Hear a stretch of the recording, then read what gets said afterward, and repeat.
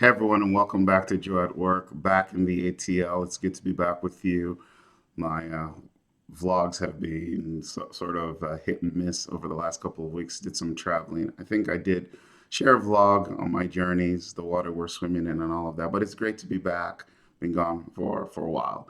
And listen, Arsenal still has a chance for the quadruple. I think that's that's really a stretch, but the league is looking good. We've got the Carabao Cup final this weekend against City. Really looking forward to winning something for the first time in a long time. So, North London forever. We'll see how it goes. But this is a vlog about joy at work. And yes, I like to talk football and other things in it, but this is about joy at work. And we're going to really continue talking about formation and how work forms us. And because it's been a few weeks, I'm just going to do a quick recap of what we've discussed so far, what I've shared, and the feedback I've gotten.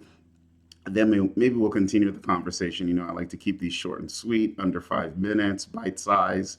Maybe I'm conforming to society's pressure to make everything short and easily accessible. But hey, it is what it is. I've been doing this since COVID, so I don't think I'm going to change now. But if you would be interested in long form vlogs, let me know.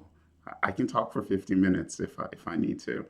But we've been talking about how work forms us and how we often go to work thinking we are taking things into the workplace, our talents, our gifts, whatever the case may be. But I've been pressing on this notion that we don't just bring things to work. Work does things to us. Work is the water we're swimming in. It's a social context that shapes us. It trains our desires. It tells us through the experiences of working with others what matters and what doesn't matter, what we should focus on, what we should not focus on. And in the process of doing this, it actually trains us, not in a malicious way, I'd offer, but it trains us not to notice how we're being formed.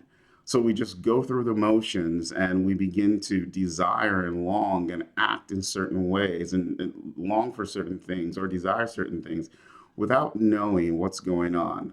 Work trains us not to notice, but to do for those things to become part of us. And so it's on us if you really want to see how work is forming you, how you're being shaped by the workplace, to begin to pay attention to what's going on, to begin to pay attention to your default responses, how you show up, what matters when you get an email, what you think about, just how you engage and how you interact.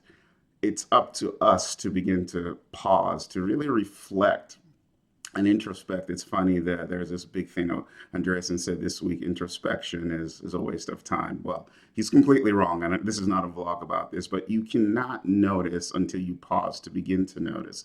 So stopping to notice is really important because then when we notice, that's when we step into the space of discernment. That's when we begin to see what the workplace is doing to us and how it's affecting us both positively and negatively. And that's when we have an opportunity to begin to do something.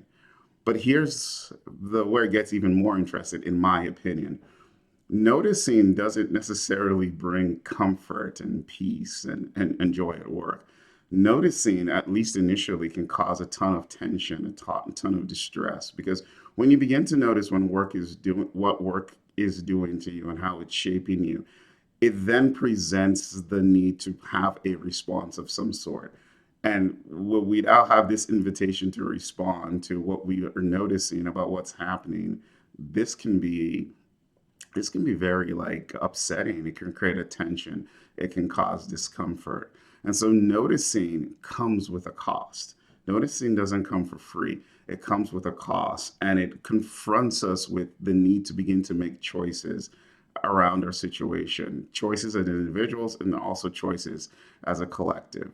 So that's a quick recap of what we've been talking about over the past couple of weeks. Your work is shaping you, it's training you not to notice, not necessarily maliciously, but you've got to take the initiative to like pause to see what's going on.